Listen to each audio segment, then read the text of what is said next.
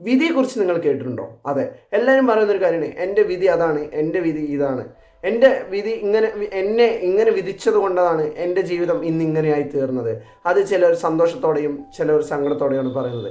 എന്നാൽ ഞാൻ നിങ്ങളോടൊരു കാര്യം പറയാം, നാം ഓരോരുത്തർക്കുമുള്ള ഒരു അതിയായ പവറാണ്, അല്ലെങ്കിൽ ഒരു ശക്തിയാണ് വിധിയെ തിരുത്തുക എന്നുള്ളത്. അതെ, വിധിയെ തിരുത്തുക. എങ്ങനെയാണ് നമ്മുടെ വിധിയെ തിരുത്തുക? നിങ്ങൾ കരുതുന്ന പോലെ നിങ്ങളുടെ ജീവിതം ഒരു വിധിയിലൂടെ എഴുതി വെച്ചതിലൂടെ മാത്രമാണ് ജീവിച്ച് തീർക്കുക എന്ന് നിങ്ങൾക്ക് കരുതുന്നുണ്ടോ? അങ്ങനെയെങ്കിൽ പ്രാർത്ഥിക്കുക എന്ന് നിങ്ങൾ വിശ്വസിക്കുന്ന ആ ദൈവം എന്തിനിവിടെ പറയേണ്ട ആവശ്യം? അതെ, പ്രാർത്ഥിക്കുമ്പോഴാണല്ലോ വിധിയെ വ്യത്യസ്തപ്പെടുത്തുന്നത്. അപ്പോൾ നിങ്ങൾ മനസ്സിലാക്കുക, വിധിയെ തിരുത്തുവാനും സാധിക്കുന്നതാണ്. അല്ലാതെ വിധിയിലൂടെ മാത്രം ജീവിച്ച് മരിക്കണം എന്നിവിടെ ആരും എഴുതി വെച്ചിട്ടില്ല.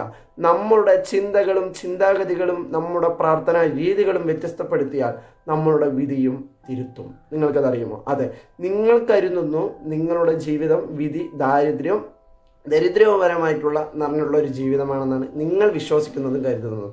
എന്നാൽ നിങ്ങളുടെ ചിന്തകളും നിങ്ങളുടെ പ്രവൃത്തിയും നിങ്ങളുടെ പ്രാർത്ഥനാ രീതിയും വ്യത്യസ്തപ്പെടുത്തിയാൽ ആ വിധിയെ പോലും തിരുത്തി എഴുതുവാൻ നിങ്ങളെ കൊണ്ട് സാധിക്കും.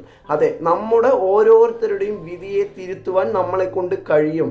ഇത് നിങ്ങൾ എത്ര പേര് അംഗീകരിക്കില്ല എന്നുള്ളതിനെ കുറിച്ച് എനിക്കറിയില്ല.